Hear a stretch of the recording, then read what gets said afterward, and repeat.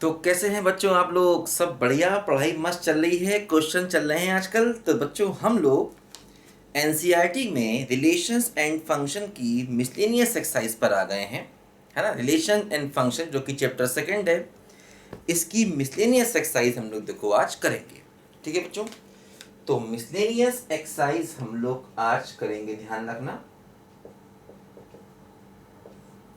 ठीक है, chapter second की। देखो बच्चों, देखो इसमें पहला क्वेश्चन है, ऐसे देखो दिया गया है कि f x equal to this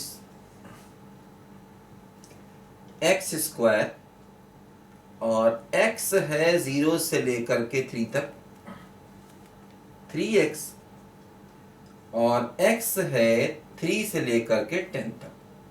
ठीक है, तो हमको बताया है कि ये एक फंक्शन है कि नहीं। तो देखो बच्चों, इसमें क्या है कि जैसे x3 इक्वल यहां भी दिया गया और यहां भी दिया गया, है ना। इक्वल इक्वल यहां भी लगा है, यहां भी लगा है। तो हमें ये देखना है x की एक वैल्यू के लिए y की दो दो वैल्यू तो नहीं है कहीं, क्योंकि ये fx का मतलब क्या हो गया, y। तो x बराबर 3 पर y की वैल्यू x स्क्वायर भी है, तो इसमें x को रख दो 3, तो कितना आ जाएगा 9। और x बराबर 3 पर y की वैल्यू 3x भी है, तो इसमें x को रख दो 3, तो भी वैल्यू कितनी हो जाएगी 9। तो देखो x बराबर 3 पर दोनों जगह से वैल्यू सेम आ रही है, इसका मतलब ये एक फंक्शन है, क्योंकि x बराबर 3 पर दोनों जगह से वैल्यू सेम आ रही है। अगर x बराबर 3 पर y की दो अलग अलग वैल्यू आती तो फिर ये फंक्शन नहीं होता। बात समझे? तो एक ही पॉइंट पर सेम वैल्यू आ रही है तो ये एक फंक्शन है। एक पॉइंट पर अगर दो अलग अलग वैल्यू आती तो फिर ये फंक्शन नहीं होता। देखो जैसे इसी का सेकेंड पार्ट है gx, और 3 ही क्यों लिया? क्योंकि 3 पर एक वैल्यू ये है और एक वैल्यू ये है, इसलिए 3 को लिया। gx देखो क्या है, एक्स स्क्वायर। एक्स क्या है बोलो, 0 से लेकर के 2 तक, और ये है 3x, और x क्या है बोलो, 2 से लेकर के 10 तक।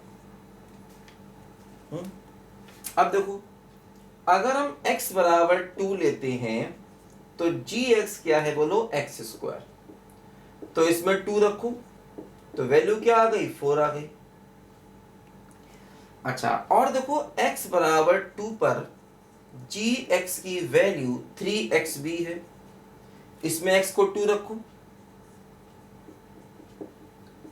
तो कितनी वैल्यू आ गई, 6 आ गई। तो देखो 2 पर gx की वैल्यू 4 भी है, और 2 पर gx से मतलब y की वैल्यू, ये क्या है बोलो, y की वैल्यू है, और ये क्या है बोलो, y की वैल्यू है। तो x बराबर 2 पर दो अलग अलग y की वैल्यू हैं, इसका मतलब ये फंक्शन नहीं है, क्योंकि एक x के लिए जब भी कभी दो y होते हैं तो उसे फंक्शन हम लोग नहीं कहते हैं। ये मैंने फंक्शन की डेफिनेशन में आपको बताया था, x की एक वैल्यू के लिए दो y अलग अलग नहीं होने चाहिए, तो इसका मतलब ये एक फंक्शन नहीं है। ये फंक्शन है लेकिन ये फंक्शन नहीं है। ठीक है, देखो बच्चों ध्यान से इसको।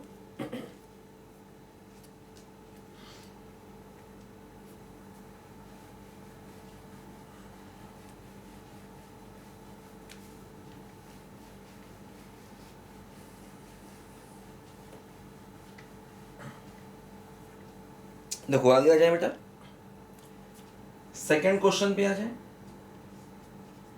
एफ एक्स बराबर एक्स स्क्वायर दिया है, F of 1.1 minus F of 1 upon 1.1 minus 1, इसकी वैल्यू हमको निकालनी है। ठीक है ना, देखो ध्यान दो। जैसे एफ ऑफ 1.1 का मतलब ये हो गया 1.1 का स्क्वायर, x की जगह रख दो 1.1। तो इसका स्क्वायर करोगे तो 1.21 आएगा।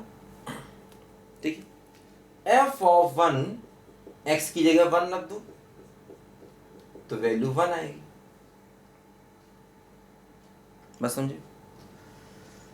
तो क्या हुआ समझो, इसकी वैल्यू क्या हो गई 1.21 माइनस इसकी वैल्यू क्या हो गई 1, और नीचे 1.1 में से 1 माइनस करोगे तो आएगा 0.1।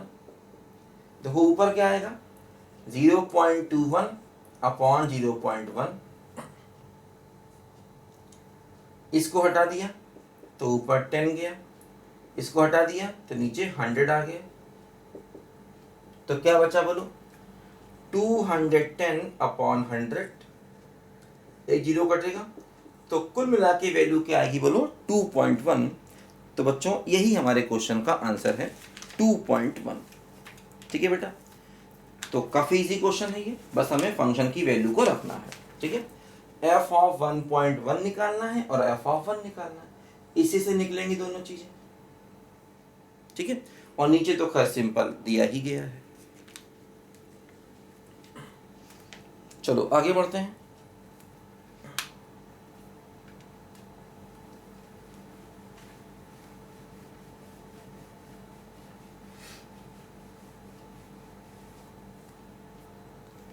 देखो फंक्शन की डोमेन हमको चाहिए, एफ एक्स देखो ये दिया गया है,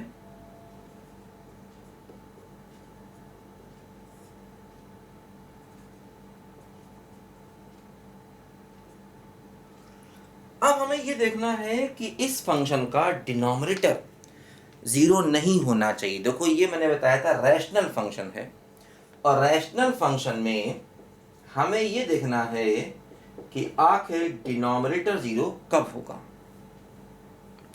तो इसके फैक्टर कर दिए जाए, ये 6x माइनस 2x प्लस 12 हो गया, x कॉमन ले लिया, x माइनस 6 माइनस 2 कॉमन ले लिया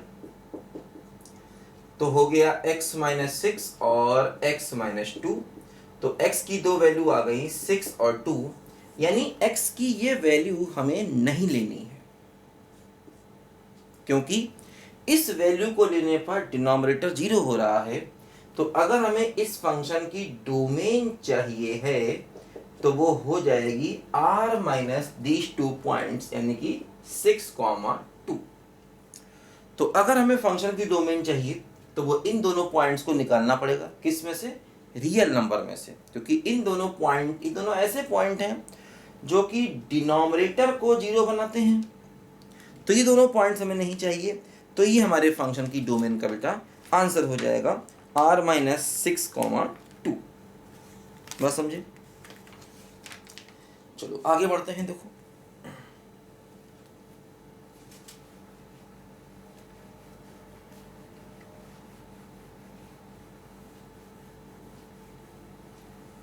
देखो क्वेश्चन 4 पर आते हैं। एक फंक्शन दिया है एफ एक्स बराबर अंडर रूट एक्स माइनस 1। इस फंक्शन का हमें डोमेन और रेंज चाहिए। देखो बच्चों, डोमेन के लिए क्या करेंगे, रूट के अंदर जो टर्म है इसको पॉजिटिव करेंगे, तो x 1 या 1 से बड़ा हो गया, ये हमारा डोमेन हो गया। बात समझे? रेंज के लिए देखो क्या करेंगे, समझो, चूंकि ये फंक्शन है y बराबर अंडर रूट एक्स माइनस 1 है, तो अब देखो ये जो हमारा x माइनस 1 है ना, x माइनस 1 एक्चुअली इसको तो पॉजिटिव होना चाहिए, क्योंकि रूट के ये अंदर है, रूट के अंदर की चीजें क्या होनी चाहिए, पॉजिटिव। अब इसका अंडर रूट अगर लगा देंगे तो ये भी पूरी की पूरी वैल्यू क्या होगी, बोलो पॉजिटिव। इसका मतलब हो गया y, तो y क्या हो गया, बोलो पॉजिटिव हो गया, क्योंकि रूट के अंदर की चीजें क्या होनी चाहिए, हमेशा पॉजिटिव होनी चाहिए। ठीक है, तो इसका मतलब y की वैल्यू पॉजिटिव, यही देखो इसकी रेंज आ गई, मतलब 0 से इन्फिनिटी y की वैल्यू क्या लेनी है, बोलो हमेशा ग्रेटर इक्वल टू 0। तो मैंने बताया था रूट वाले फंक्शन की रेंज जब भी निकालना होता है तो बेटा यही मेथड होता है, पहले रूट के अंदर के टर्म को देखा जाता है कि आखिर वो क्या कर रहा है, उसके बाद फिर हम y की वैल्यू मतलब अंडर रूट फिर अप्लाई करते हैं। ठीक है, तो ये हमारे फंक्शन की रेंज का आंसर हो गया। ठीक है। अच्छा, 5वां क्वेश्चन देखो, ये दिया है y बराबर मॉड ऑफ x माइनस 1। तो देखो बेटा, मैंने बताया था कि इस फंक्शन का graph mod of x minus 1 का ग्राफ ऐसे करके होगा, ये वी शेप ग्राफ होगा और 1 पर इसका कॉर्नर आएगा ऐसे करके। देखो ये, तो इस फंक्शन का जो डोमेन है, डोमेन का मतलब जो x की वैल्यू है वो ऑल रियल नंबर्स है। x की वैल्यू कुछ भी हो सकती है, लेकिन जो y की वैल्यू है वो देखो 0 से इन्फिनिटी है। देखो y कैसा है, पॉजिटिव। ग्राफ में देखो इस पॉइंट पर y की वैल्यू 0 है और बाकी y कैसा है, पॉजिटिव। तो ये हमारा फंक्शन का रेंज आ गया क्लोज इंटरवल 0 टू इन्फिनिटी, और ये है फंक्शन का डोमेन, x की वैल्यू ऑल रियल नंबर्स हो सकती है, और ये फंक्शन का रेंज है क्लोज इंटरवल 0 टू इन्फिनिटी। ठीक है, काफी इजी क्वेश्चन है, लिखो जरा बेटा ध्यान से।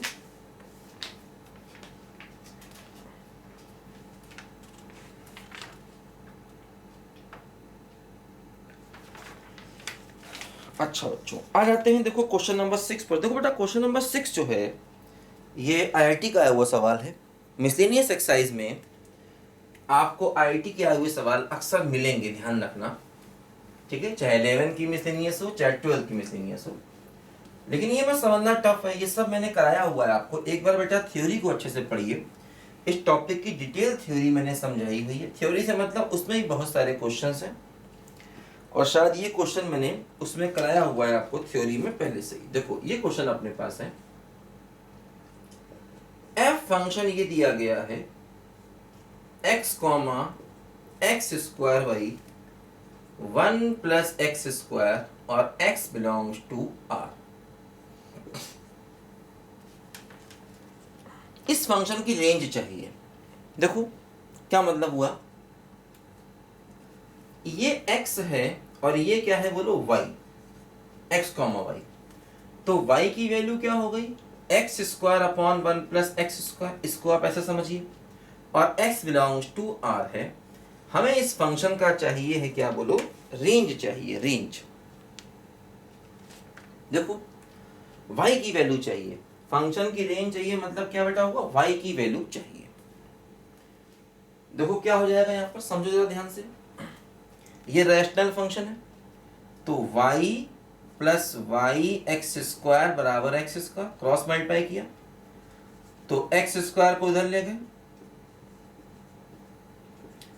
तो एक्स स्क्वायर कॉमन लिया। बोलो बच्चों। तो अब देखो x की वैल्यू को y के टर्म में निकालेंगे। एक्स स्क्वायर बराबर क्या हुआ, y अपॉन 1 माइनस वाई। मैंने बताया था हमेशा ये रैशनल फंक्शन है। रैशनल फंक्शन की रेंज निकालने का तरीका होता है कि x की वैल्यू को y के टर्म में निकालो। अब देखो x क्या हो गया, ये हो गया under root y upon 1 minus y. ठीक है, अब बेटा रूट के अंदर की वैल्यू को पॉजिटिव करना पड़ेगा। तो रूट के अंदर देखो ये आया y अपॉन 1 माइनस वाई, इसे पॉजिटिव करेंगे। ठीक है, अब देखो वेवी कम लगाने के लिए y का कोफिशिएंट नेगेटिव है, तो ऐसा करो कि -1 से दोनों तरफ डिवाइड कर दो, तो इनइक्वालिटी चेंज हो जाएगी। ये क्या हुआ, y upon y minus 1 lesser equal to 0 हो गया। ठीक है, क्यों ऐसा किया, -1 से डिवाइड क्यों किया, इससे y का कोफिशिएंट पॉजिटिव हो जाए, है ना, y का कोफिशिएंट पॉजिटिव। अब इसमें वेवी का मेथड लगा देंगे, तो y की वैल्यू देखो 0 है और नीचे y की वैल्यू कितनी है, 1 है। तो ऐसे होगा बेटा पॉजिटिव नेगेटिव पॉजिटिव। अब देखो यहाँ पर इक्वल है, तो यहाँ डॉट आएगा और यहाँ पर सर्कल आएगा, और हमें क्या चाहिए, नेगेटिव। तो y की वैल्यू क्या हो गई बोलो, 0 से लेकर के 1 तक हो गई। तो यही हमारे रेंज का हो गया है आंसर। y क्या हो गया बोलो, 0 और 1 के बीच में हो गया। तो ये हमारी रेंज का बच्चों आंसर हो गया, और यही हमें निकालना भी था। तो बच्चों काफी अच्छा क्वेश्चन है, 0 पर क्लोज है और 1 पर क्या है बोलो, ओपन रेंज में। ठीक है, तो करो सब बच्चे जल्दी से इसको।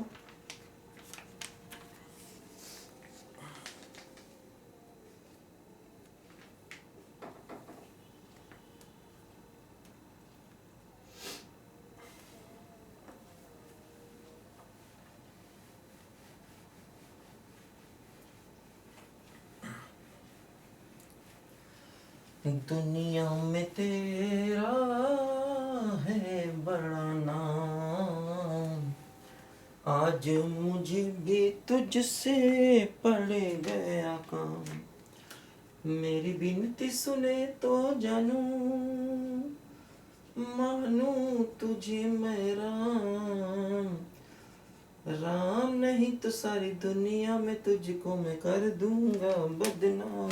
देखो बच्चों, F दिया है और G दिया है, चाहिए क्या है समझो, F प्लस G चाहिए। इसका मतलब इसमें X अपनी तरफ से लगा लो। तो देखो ये क्या हो गया, ये हो गया fx प्लस gx।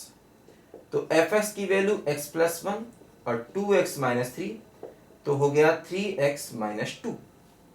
ठीक है, फिर क्या चाहिए बोलो, सेम मेथड से f माइनस जी चाहिए। ठीक है, देखो क्या होगा, ये होगा, देखो x अपनी तरफ से लगा लिया है, क्योंकि बिना x के खाली फंक्शन का कोई मतलब नहीं होता। तो x को हमने अपनी तरफ से लगाया, fx x प्लस 1 और gx क्या है 2x माइनस 3, तो कितना हो गया माइनस x माइनस 2। ठीक है, फिर देखो f by g of x है, तो इसको लिखेंगे fx by g x. fx की वैल्यू x प्लस 1, gx ये हो गया, तो ये आंसर आ गया। लेकिन देखो जैसे ध्यान रखना, ये जो फंक्शन है ना, इसका अगर हम डोमेन निकालें तो डिनोमिनेटर अगर जीरो करें तो x आएगा 3/2, लेकिन डिनोमिनेटर को जीरो नहीं होना चाहिए, है ना, क्योंकि अगर हम इसका डोमेन निकालेंगे तो डोमेन हो जाएगा r माइनस 3/2, क्योंकि ये वो पॉइंट है जहां डिनोमिनेटर जीरो होगा, और डिनोमिनेटर जीरो होने का मतलब फंक्शन डिफाइन नहीं होगा। तो ये हमारे फंक्शन का डोमेन हो गया कि x की वैल्यू 3/2 नहीं होनी चाहिए। बात समझे बच्चों, तो ये आ गया मतलब डिवीजन वाला फंक्शन, और ये आ गया इसका डोमेन। ठीक है बेटा, चलो आगे बढ़ते हैं। और हाँ, इन दोनों फंक्शन का डोमेन r होगा, f प्लस जी का भी r होगा डोमेन, और f माइनस जी का भी r होगा डोमेन, क्योंकि इसमें कोई भी टर्म अपॉन में नहीं है, या इसमें कोई भी अंडर रूट नहीं है। डोमेन निकालने के तरीके बेटा मैं थ्योरी में बता चुका हूँ, थ्योरी वाली वीडियो एक बार पढ़ लोगे तो बिल्कुल मजा आ जाएगा।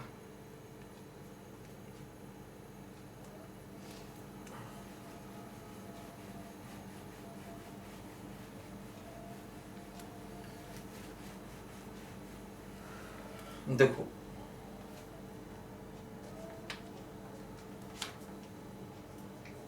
क्वेश्चन 8 देखें, f इक्वल टू 1,1 2,3 0 माइनस 1 और -1 -3। ये देखो एक फंक्शन है, देखो ये z से लेकर z तक, z मीन्स इंटीजर्स, और फंक्शन कुछ ऐसे दिया गया है ax प्लस बी। तो हमको a और b की वैल्यूज चाहिए है। बात समझे, हमको चाहिए है a और b की वैल्यू।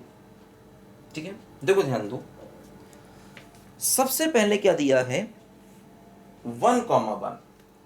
इसका मतलब ये हुआ कि x को 1 रखने पर y भी 1 आएगा। ठीक है, मतलब ये क्या है fx का मतलब क्या होता है y, तो y बराबर क्या है बोलो ax प्लस b है, x को 1 रखा तो y 1, तो 1 बराबर a प्लस b हो गया। बात समझे। अच्छा, फिर देखो 2,3 है, इसका मतलब x को 2 रखने पर y 3 आएगा, तो ये x y की वैल्यू यहां रखो, तो 3 बराबर क्या हो गया 2a प्लस b हो गया। बात समझे। अब इन दोनों इक्वेशन का यूज करो, 2a प्लस b बराबर 3, और a प्लस बी बराबर 1, तो माइनस कर दो, माइनस माइनस माइनस, ये क्या हो गया, a बराबर 2। देखो a की वैल्यू 2 आ गई। अगर a की वैल्यू 2 यहां रखोगे तो 1 बराबर 2 प्लस बी, तो b हो जाएगा -1, तो a और b आ गया। अब देखो a और b आने से हमें फंक्शन की वैल्यू मतलब y की वैल्यू मिल गई। y बराबर क्या है बोलो, ax प्लस b है, तो a का मतलब 2 और x और b का मतलब -1। अब देखो अगला देखो 0 -1, इसका मतलब x बराबर 0 रखने पर y की वैल्यू -1 आनी चाहिए। देखो आ रही है, x को रखोगे 0 -1 आएगा। यहाँ देखो चेक कर लो इसको भी, इसका मतलब x को -3 रखने पर y -3 आना चाहिए। रखो, x को -1 रखोगे y -3 आएगा। तो इसका मतलब जो आपने a और b निकाला है वो बिल्कुल सही निकाला है, क्योंकि अगले केसेस को ये देखो सेटिस्फाई कर रहा है। बात समझे बच्चों? तो इस तरीके से हमने देखो यहाँ पर ये फंक्शन बता दिया और a और b को भी बता दिया। यही हमें चाहिए था। लिखो बच्चों जल्दी से। दुनिया में तेरा है बढ़ाना, आज मुझे भी तुझसे पड़ गया काम, मेरी बिनती सुने तो जानू, मानू तुझे मेरा। देखो बच्चों 9 क्वेश्चन जो है वो रिलेशन का क्वेश्चन है। रिलेशन मैंने आपको बताया था बेटा, तो रिलेशन जो है बेटा उसको अच्छे से पढ़ लो पहले ना। रिलेशन को बेटा अच्छे से पढ़ लो, ये सब मैंने समझाया था। 9 क्वेश्चन देखो क्या है। देखो 9th में क्या है, एक रिलेशन है n से लेकर के n तक, और वो कुछ ऐसे दिया गया है, r equal to a comma b such that a बराबर b स्क्वायर, और a और b दोनों के दोनों नेचुरल नंबर हैं। तो पहला पार्ट कह रहे हैं कि a बिलोंग्स टू r, क्या ये बात सही है? For all a belongs to n। तो देखो जैसे a b belongs to r है, तो a बराबर बी स्क्वायर है। अगर ए बी को देखें ना, तो यहाँ ए है, तो इसका मतलब क्या हुआ, a बराबर ए स्क्वायर हो गया, है ना, क्योंकि ए बी का मतलब ये देखो, ए बी का मतलब क्या है, a बराबर बी स्क्वायर। अगर ए बी है तो यहाँ ए है, तो b बराबर भी a हो गया। तो क्या ये सही है? सारे नेचुरल नंबर के लिए क्या ये सही है? नहीं सही है, ये गलत है, क्योंकि a बराबर ए स्क्वायर सबके लिए नहीं होता। जैसे a को 1 ले तब तो ठीक आएगा, 1 स्क्वायर बना जाएगा, लेकिन a को 2 ले तो सही नहीं आएगा। इसका मतलब ये गलत है। सेकंड देखो, कह रहे हैं कि एक्चुअली ये हम लोग आगे चल के पढ़ेंगे, ये रिफ्लेक्सिव का मतलब डेफिनेशन होती है, रिफ्लेक्सिव की डेफिनेशन होती है ये, कि a बिलोंग्स टू r होना चाहिए। अगली क्या है देखो, सिमेट्री की है। कह रहे हैं अगर a b r है तो क्या b a b r होगा, है ना। तो अगर a b r है, इसका मतलब a बराबर b स्क्वायर है, तो b a r का मतलब b बराबर क्या a स्क्वायर होगा। यानी कि अगर ऐसा है तो क्या ऐसा होगा ना, जरूरी नहीं है भाई। मान लो अगर हम b को 2 ले लें तो a क्या होगा 4, b 2 है तो a 4 होगा। तो 4 का स्क्वायर करने से क्या 2 आएगा? नहीं आएगा। तो इसका मतलब ये भी गलत है। अच्छा, तीसरे पार्ट में देखो, कह रहे हैं कि अगर a b belongs to r है और b c belongs to r है, तो क्या a c belongs to r होगा। समझो, a b belongs to r का मतलब a बराबर b square, b c belongs to r का मतलब b बराबर सी स्क्वायर। अगर ये दोनों सही पाए जाएं तो क्या a बराबर सी स्क्वायर होगा। ठीक है। अगर ये सही है, ये सही है, तो क्या ये सही होगा? देखो a बराबर बी स्क्वायर है, b बराबर सी स्क्वायर है, b की वैल्यू यहाँ रख दो, तो a बराबर क्या होगा c स्क्वायर का स्क्वायर, तो a बराबर क्या होगा c की पावर 4। तो इसका मतलब ये भी गलत है। तो मतलब इसमें तीनों ही बातें बेटा गलत हैं। मतलब आगे चल के पढ़ेंगे ना, तो ये रिफ्लेक्सिव है, ये होती है सिमेट्रिक की डेफिनेशन, ना ये सिमेट्रिक है और ना ये ट्रांजिटिव है। अगर तुम्हें इंटरेस्ट हो तो क्लास 12 में मैंने पढ़ाया हुआ है टाइप्स ऑफ फंक्शन। तो ये क्लास 12 का एक्चुअली एक सवाल है जो इन्होंने थोड़ा सा पूछ दिया। हालांकि इन्होंने रिफ्लेक्सिव, सिमेट्रिक, ट्रांजिटिव का नाम यहाँ नहीं लिया, लेकिन मैं तुमको बता दूं नॉलेज के लिए कि रिफ्लेक्सिव होता है, ये सिमेट्रिक होता है, ट्रांजिटिव की डेफिनेशन दी गई है। अगर तुम्हें इंटरेस्ट है तो क्लास 12 में जा करके तुम इसको पढ़ सकते हो। क्लास 12 का रिलेशन भी मैंने अपलोड किया हुआ है, तो उसमें जा करके टाइप्स ऑफ रिलेशन कहते हैं, इसको आप पढ़ सकते हो। बात समझे? तो ये तीनों को ही सेटिस्फाई नहीं कर रहा है। अच्छा आगे आ जाए बच्चों, देखो 10 क्वेश्चन, फिर वही बताना है कि क्या रिलेशन है, क्या फंक्शन। मतलब रिलेशन और फंक्शन में अंतर यहां पर देखो हमको बताना है। देखो सेट ए दिया है और बी दिया है। देखो ए क्या दिया है, ए दिया है 1 2 3 4, बी क्या दिया है, देखो 1 5 9 11 15 16। और देखो फंक्शन ये दिया है 1 5 2 9 3 1 4 5 2 11।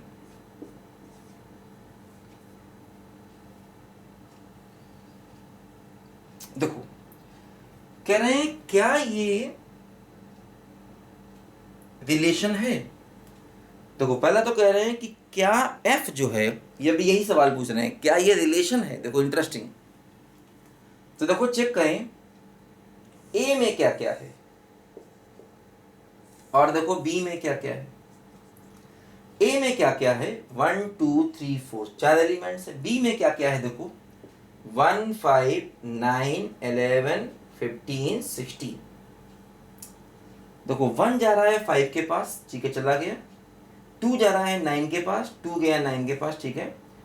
3 गया 1 के पास, तो 3 गया 1 के पास। 4 गया 5 के पास, तो 4 गया 5 के पास। 2 गया 11 के पास, तो 2 गया 11 के पास। तो देखो क्या ये रिलेशन है? हाँ ये रिलेशन है। क्योंकि देखो जितने एलिमेंट आपने इसमें लिए हैं ना, पहले वाले ए से आ रहे हैं। देखो पहले वाले क्या है 1 2 3 4 2, 1 2 3 4 है ना। और दूसरे वाले क्या है 5 9 1, 5 9 1 और 5 11। तो ध्यान रखना पहले एलिमेंट जो आप यहां पर ले रहे हो वो इस सेट से आ रहे हैं, दूसरे इस सेट से आ रहे हैं, तो ये रिलेशन है। अगर यहां पर मैं कोई एक ऐसा एलिमेंट लिख देता जो इससे नहीं आता या जो इससे नहीं आता, तो फिर वो एक रिलेशन नहीं होता, है ना। पहले वाले एलिमेंट ए से दूसरे वाले बी से आ रहे हैं, तो ये एक रिलेशन है। तो ये एक रिलेशन है। पहले पार्ट का आंसर क्या है बोलो कि F is a relation, yes, तो ये एक रिलेशन है। दूसरा देखो क्या है एफ इज ए फंक्शन, क्या एफ एक फंक्शन है? नहीं, फंक्शन नहीं है। क्योंकि देखो x की एक वैल्यू के लिए y के दो आंसर हैं। x बराबर 2 लेने पर y 9 भी है और x बराबर 2 लेने पर y 11 भी है। तो x बराबर 2 लेने पर y 9 भी है और y 11 भी है। तो ये क्या है बोलो, ये है नॉट फंक्शन। क्योंकि x की एक वैल्यू के लिए y के दो दो आंसर बच्चों नहीं आने चाहिए। बस समझे? ठीक है ना। तो मतलब पहला सही है और दूसरा गलत है, तो ये फंक्शन नहीं है, नॉट ट्रू, ये फंक्शन नहीं है। ठीक है, लिखो जल्दी से।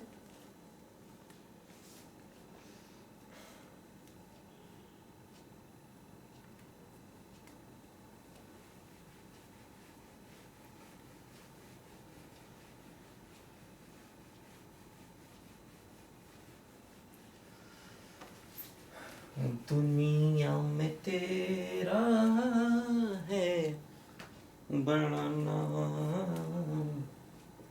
देखो 11वां क्वेश्चन देखें। एफ एक फंक्शन है, देखो ये ऐसा है, a b comma a plus B,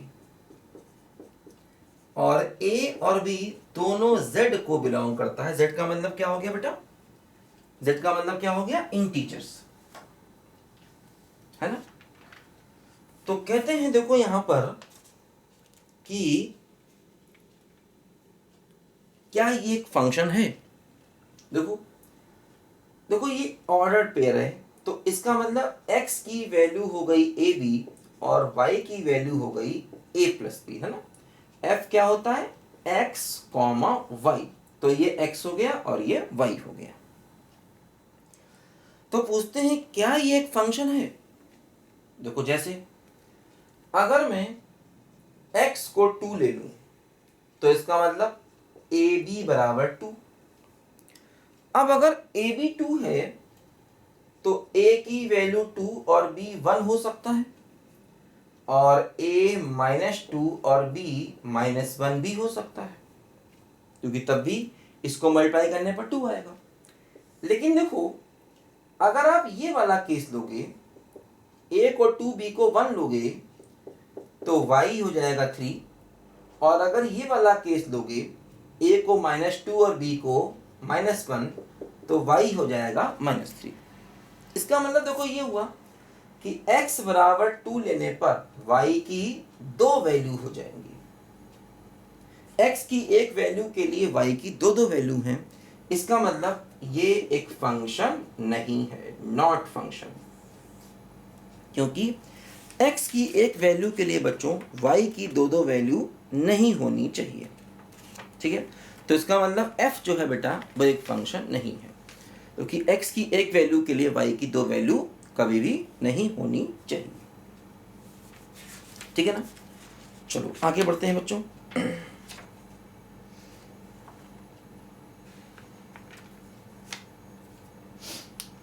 12 question देखा जाए।